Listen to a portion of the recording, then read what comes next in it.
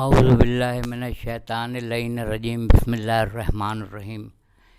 سید اقتدار علی خان آپ کی خدمت میں حاضر ہوں، اور میں نے پہلے بھی ایک مختصر کلپ بنائی تھی، مگر اس میں کیونکہ ریفرنس پڑھنے میں مجھے ایسا محسوس ہوا تھا کہ جیسے کہ غلط میں نے کہہ دیا تھا، تو اس کو میں نے اپلوڈ نہیں کیا۔ وہ سورہ حج کی آیت نہیں تھی، بلکہ سورہ نوح جو 71 نمبر کا سورہ ہے، 71 نمبر کا سورہ ہے، اور اس کی آیت نمبر 10، 11، 12، 13، 14، 15 اسی طرح سے ترتیب سے آیات الہی ہے۔ اور اس میں دیکھیں، میں نے پہلے بھی آپ لوگ سے یہ عرض کیا تھا کہ استغفر اللہ جو پڑھا جاتا ہے، استغفر اللہ، تو لوگ یہ سمجھتے ہیں کہ گناہوں پہ توبہ کے لیے استغفر اللہ پڑھا جاتا ہے، استغفر اللہ کی تسبیح پڑھیں، یعنی جو ہم پڑھتے ہیں بسم اللہ الرحمن الرحیم، لا الہ الا انت سبحانک انی کنت من الظالمین، یہ حضرت یونس علیہ السلام نے مچھلی کے پیٹ میں پڑھی تھی تسبیح، تب ان کو مچھلی نے 40ویں روز آ کے ساحل پہ اگل دیا تھا، یعنی وہ مچھلی کے پیٹ سے باہر آ گئے۔ اور آیت بھی یہ ہے کہ اگر آپ یونس علیہ السلام استغفار نہ پڑھتے تو آپ قیامت تک مچھلی کے پیٹ میں رہتے، یہ آیت قرآن مجید میں۔ تو استغفر اللہ عموماً ہمارے ذہن میں یہی ہے کہ استغفر اللہ گناہوں پہ کیا جاتا ہے، یہ تو اپنی جگہ پر ہے، گناہوں پہ استغفر اللہ تو ہے ہی ہے، وہ تو ہمیں کرنا ہی کرنا ہے، مگر سب سے حیران کن بات یہ ہے کہ نعمتوں کے حصول کے لیے بھی استغفر اللہ پڑھا جاتا ہے۔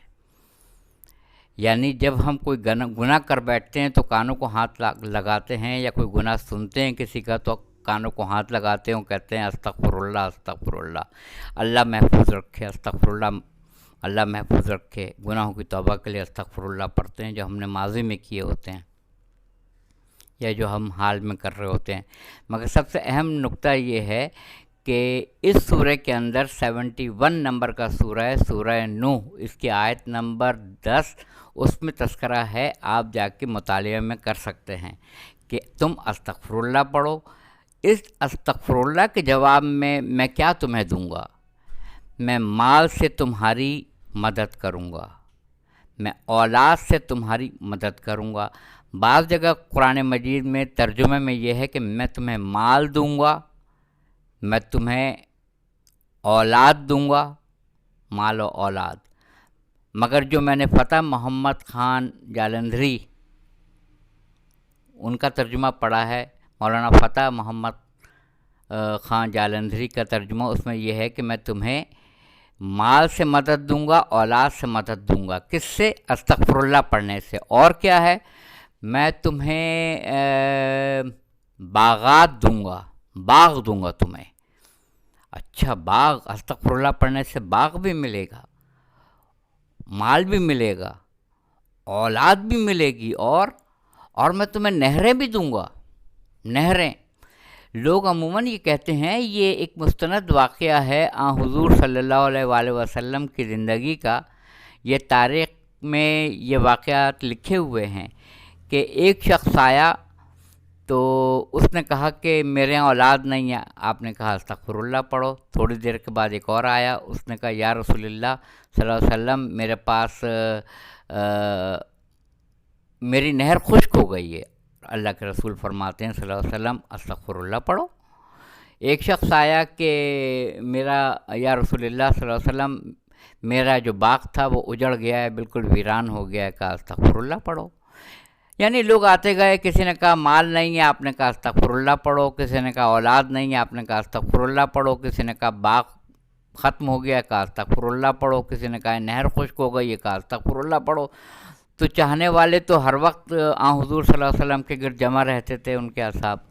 انہوں نے پوچھا اللہ کے رسول صلی اللہ علیہ وآلہ وسلم، ہر کا مسئلہ مختلف تھا، کسی کے پاس مال نہیں تھا، کسی کے پاس اولاد نہیں تھی، کسی کے پاس جو ہے وہ نہر خشک ہو چکی تھی، کسی کے پاس باغات خراب ہو چکے تھے، اجڑ چکے تھے، سب کا حل آپ نے استغفر اللہ کہا ہے۔ تو آپ نے ارشاد فرمایا کیا تم نے سورہ نوح نہیں پڑھا ہے؟ کیا یہ آیتیں جو ابھی میں نے آپ کو بتائی، آیت نمبر 10، 11، 12، 13، اس میں ترتیب سے یہ ہے، کیا یہ تم نے نہیں پڑھی ہے؟ تو یہ تو ہے کہ گناہوں پہ استغفر اللہ تو واجب ہے، مگر جب ہم کوئی نعمتوں کا حصول طلب کریں پروردگار عالم سے تو استغفر اللہ پڑھیں، اتنی بڑی تاکید ہے۔ استغفر اللہ کو ہم صرف گناہوں کے زمرے میں رکھتے ہیں، نعمتوں کے حصول کے لیے ہم استغفر اللہ نہیں پڑھتے ہیں۔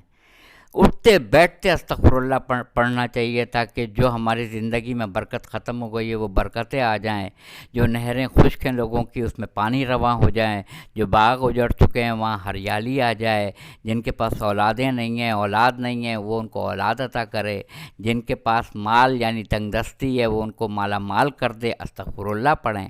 اور دوسری بات میں کہہ کے اپنے کلام کو ختم کرتا ہوں کہ لوگ ایصال ثواب کے لیے عموماً کہتے ہیں ایک مرتبہ سورہ فاتحہ اور 3 مرتبہ سورہ اخلاص پڑھ کے مرحوم فلاں ابن فلاں کی روح کو ایصال کر دیں، وہ تو پڑھی جاتی ہے۔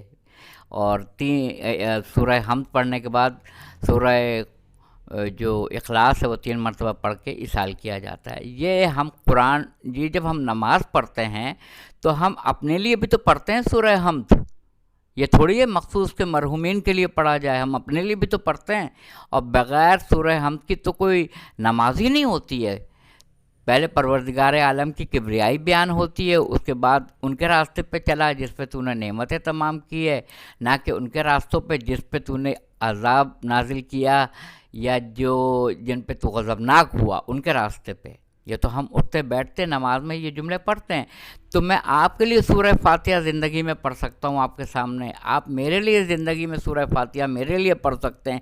یہ تو ایک دعائیہ جملہ ہے، اللہ تعالیٰ کی کبریائی بیان کرنا اور بعد میں یہ کہنا کہ ہمیں نیک ان راستوں پہ چلا جس پہ تو نے نعمتیں تمام کی ہے۔ وہ ہمیں تلاش کرنا پڑے گا کہ وہ کون ہے نیک جن پہ نعمتیں تمام ہوئی ہیں، اور وہ کون ہیں جس پہ وہ غضبناک ہوا ہے۔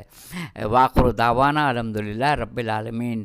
اور پھر وہ پرانا والا جملہ کہ میرے چینل کو سبسکرائب کر دیجیے گا، اگر پسند آئے تو کمنٹ سیکشن میں جا کے کمنٹس کیجیے گا، اور اگر پسند آئے تو آگے شیئر بھی کر دیجیے گا، اس سے ہمت افزائی ہوتی ہے اور اس سے تقویت بھی ملتی ہے۔ ظاہر ہے کہ یہ ساری چیز جو پڑھی جا رہی ہے یہ رب العالمین کی بارگاہ میں دعا گو ہوں کہ قبول ہو جائیں، مگر آپ اگر کمنٹس کریں گے تو میرے دل کو تقویت ملے گی، ہمت بنتی ہے کہ لوگوں نے اس کو سنا اور اس پہ اپنے ریمارکس دیے۔